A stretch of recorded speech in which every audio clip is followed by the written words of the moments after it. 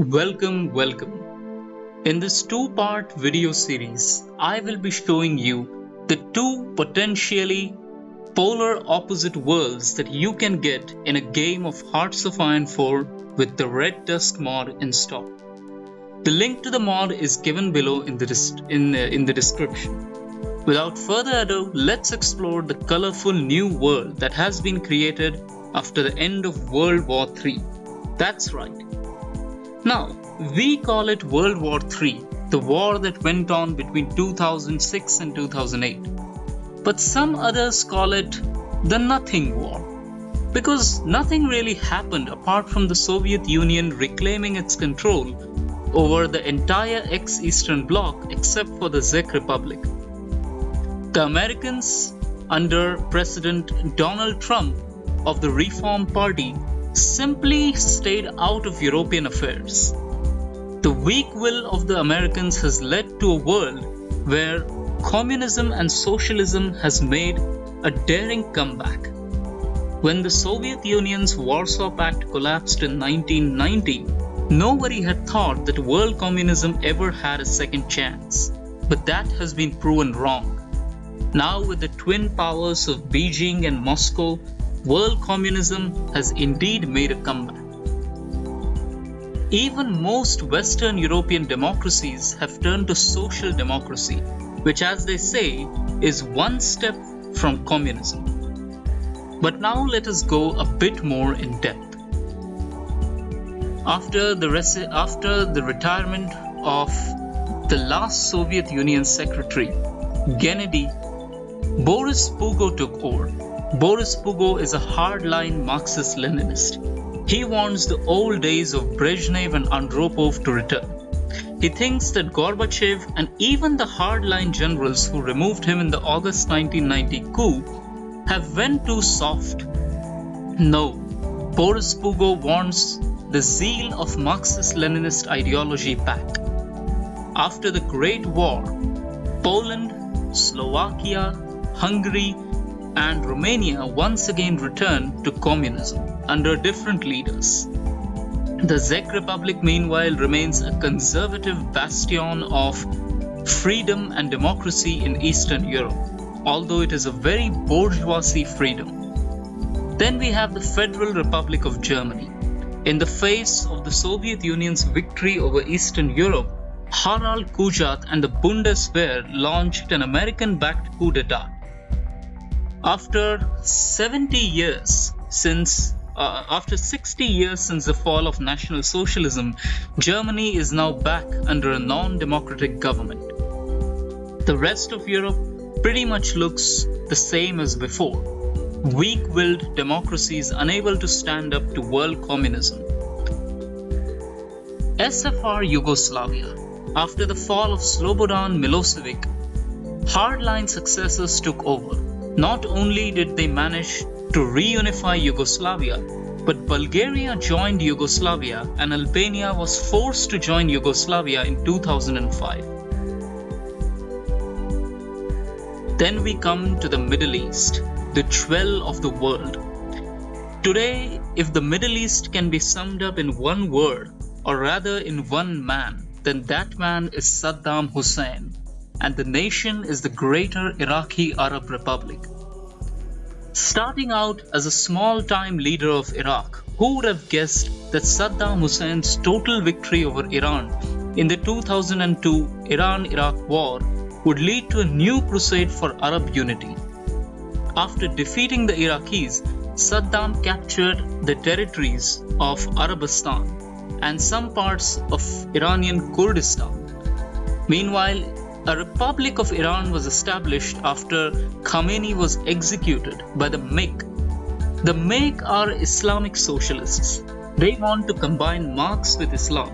They want a radical people's revolution while staying true to the ideals in the Quran. After his great victory against Iran, Saddam Hussein attacked Syria, where the weak and traitorous Assad family was removed, and in its place, a more pro-Iraqi Baath dictatorship was established under Shibli al-Aysami. From then on, it was victory after victory. With great Soviet aid, Saddam Hussein invaded the American puppet states of the Peninsular Arab Republic and the Yemen Arab Republic. The Saudi family was forced to flee to Washington, D.C. in exile. In its place, a new Peninsular Arab Republic was established under Abdul Samad al-Nashaba. For the first time in history, women in ex-Saudi Arabia have all sorts of rights that women in the West enjoy. And the new revolutionary government has also done large-scale land redistributions. Old feudal and nobility-owned lands were distributed to the peasants, and in return, they gave their undying loyalty to both al-Nashaba and Saddam Hussein. The same took place in the Yemeni Arab Republic and the Omani Arab Republic, while UAE, Qatar, Bahrain were all given to the Peninsular Arab Republic. Kuwait was also given up. After that came the turn of the Jordanians. In Jordan, something really different happened. The Iraqis were unable to defeat Jordan. The Royal Jordanian army was very strong. But even then, the force of the Iraqis and the Soviets was too much to handle. In the end, the Hashemite ruler Abdullah II ibn al-Hussein surrendered to the Iraqis on one condition, that he himself would be the president of the new revolutionary Jordanian Arab Republic. This was acceptable, and Jordan became a part of the greater Arab nation. The same took place in Egypt, and then the final jihad was launched against Israel. The weak Israeli government was completely undermined by large-scale revolutions led by the PLO and Soviet-backed communist militias. In the end, the victorious Iraqi army reached Tel Aviv and Gaza. After the great victory, the Confederation of Palestine was declared. A new unified leadership consisting of PLO, Fatah, PLFP and Hamas was established, although Hamas was sidelined. Trials were held for those Zionist members whom the Iraqis deemed to be villainous, very similar to the Nuremberg trials against National Socialist Germany. But we shall not go much into depth about them here. After that, in Afghanistan, the Taliban were defeated by a confederation of tribal sheikhs and more liberal-leaning ex-Soviet militias called the Northern Warlords. After their victory, the Taliban and radical Islamists were forced to flee the nation, and a new Afghan transitional republic was declared under Hamid Karzai, a moderate conservative leader. In India, something more radical took place. The corruption and casteism ablaze in the Indian Republic led to a revolution in India under the People's Republic of India. The revolution happened during the Indo-Pak War of 2005. Thanks to the revolutionary victory under Mupala Lakshmana Rao and the total Naxalite dominance all the way from Delhi to Kanyakumari in the south, the Pakistanis won the Indo-Pak War and Kashmir became a part of Pakistan under Parvez Musharraf. Although today Pakistan is an ally of the United States. The People's Republic of India meanwhile became a case study for how to implement Maoist revolution. Shortly after their victory, Mupala Lakshmana Rao declared a cultural revolution in India. Casteism was uprooted from the very base. After that, all ancient institutions like temples were forced to be closed down for a certain period of time before the revolutionary fervor could end. Old books like the Vedas and Granthas were burned. The revolutionaries also executed thousands of people, and this resulted in the ruination of India. In Sri Lanka, the Tamil Elam under the LTTE, Liberation Tigers of Tamil Elam, managed to defeat the Sri Lankan government and establish their own Tamil supremacist state in Sri Lanka. Pay close attention to all of these outcomes, because in the next video I will be showing you the polar opposite. Similarly, socialist revolutions took place in Nepal under Pushpa Kamal Dahal, which overthrew the monarchy, and in Bangladesh under Shahabuddin Ahmed. Another instance of the World War III was the total North Korean victory in the Korean War of 2007. Once again, Donald Trump and the Americans failed to do anything. After conquering South Korea, Kim Jong-il declared a referendum in which people had to choose whether they wanted his supreme leadership over the entire peninsula or whether they did not. In the end, he won with an overwhelming number of 103% votes. Companies like Samsung and other bourgeoisie were forced to flee the Korean peninsula in large numbers. Those who did not flee were executed. In China, Chen Lianggu's government chose a different path to Boris Pugo's hardline communism. China turned to market socialism. While China was already market socialist since Deng Xiaoping, Chen Lianggu took his reformism to a whole new level. Now, China is a completely capitalist economy, with communism only serving as an ideological base. The losers of this World War III, or the failed war, have been the State of Japan, the Commonwealth of Australia, New Zealand, and the Republic of Indonesia, along with the Philippines. All of these American allies did not manage to get anything. The same could be said for Malaysia and Thailand. Now they are stuck in a world where the Soviet Union and China are more powerful and they have an uncertain future. But maybe the American election of 2008 will change this. Maybe the Reform Party will lose and finally more competent leadership will take over in America. After that, we have the People's Republic of Cambodia under Hun Sen, the Lao People's Democratic Republic, and the Socialist Republic of Vietnam. Then we come to the most interesting theater of this great war. First, we start from the south, the People's Republic of Azania. In the 1990s, it looked at one point like the South African apartheid regime would collapse, but it did not. Instead, it continued to trudge on until the Great African War of 2002, in which the republics of Botswana, Zimbabwe, Mozambique, and Zambia together launched an attack on South Africa. They were supported by the ANC and the Namibian revolutionaries under Sam Nujoma. In the end, the ANC secured absolute victory under Thabo Mbeki. Similar to what happened in Palestine, trials were held for the apartheid generals and many were executed in kangaroo courts. The ANC was actively aided by Baghdad for revolution. Another theater was the People's Democratic Socialist Republic of Africa. Mengistu Haile Mariam first took power in 1975 in the Derg Revolution of Ethiopia, after toppling the weak monarchy of Emperor Haile Selassie. Although the 1980s were very tough for Ethiopia as it faced rebellions, economic hardships, and droughts, Mengistu Haile Mariam gracefully got his country out of it. In the 1990s, when the Soviet Union collapsed, he cozied up a bit to Beijing, but now he's back in the Soviet sphere. After the Americans abandoned Somalia, a new Somalian unity government was formed. In 2005, they fought a war with the Ethiopians, which was won by Ethiopia.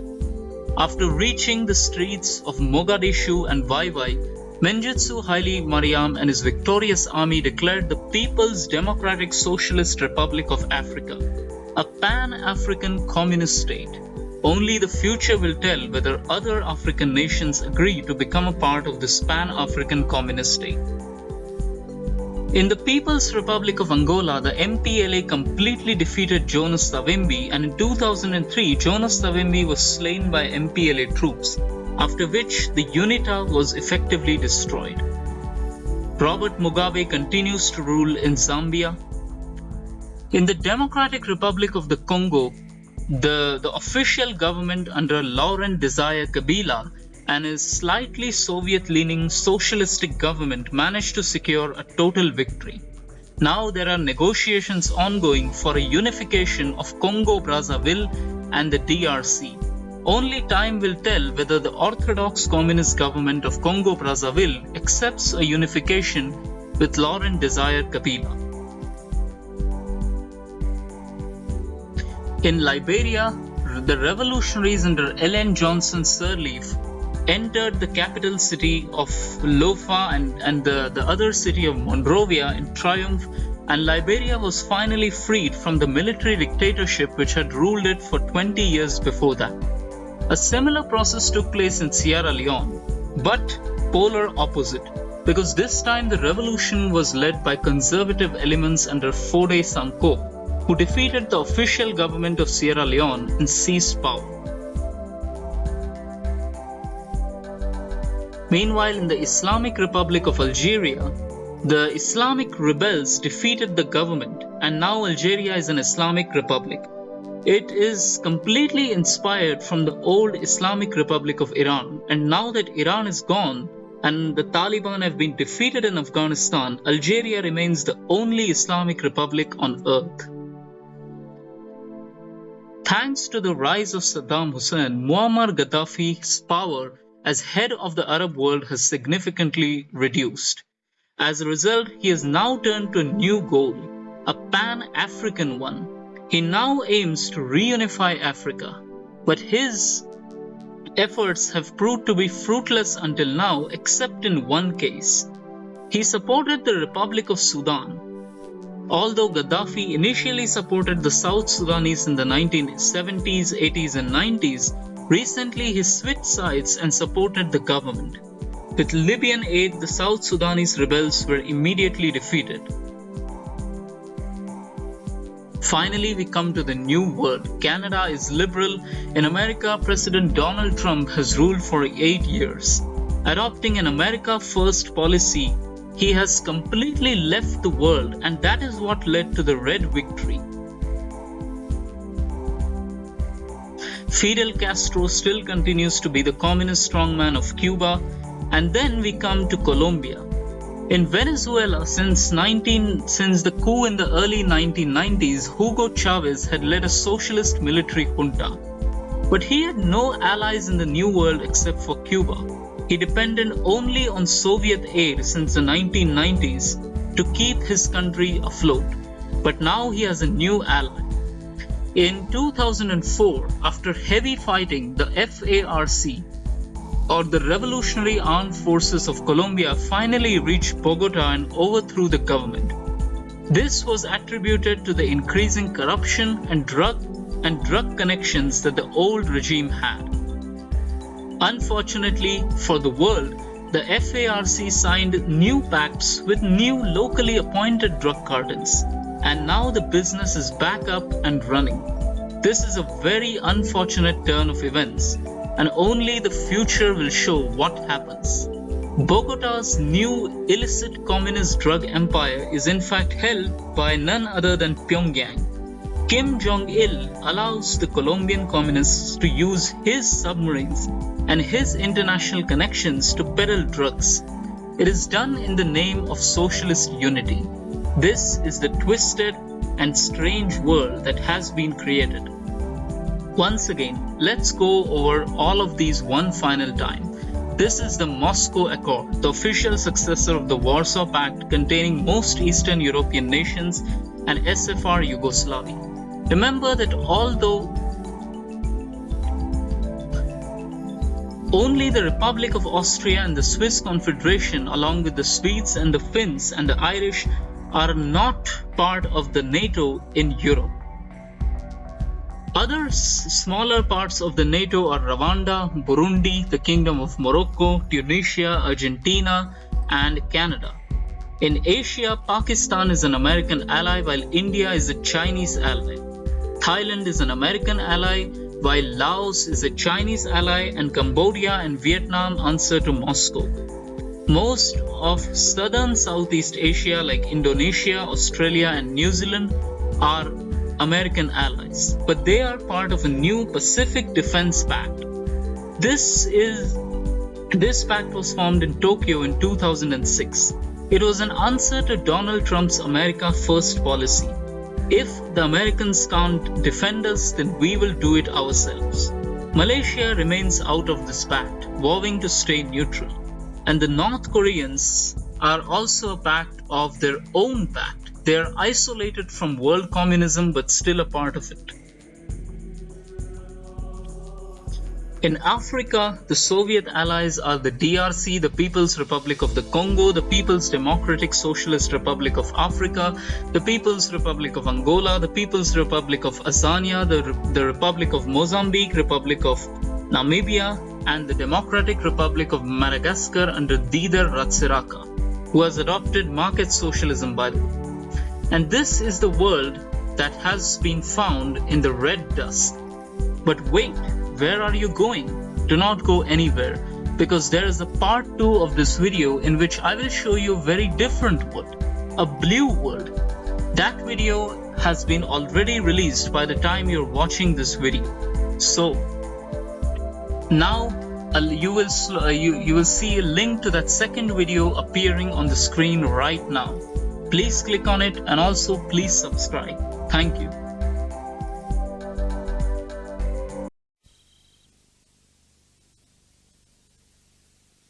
موعدنا وإياكم في الساعة 10 من صباح اليوم. إلى اللقاء والسلام عليكم.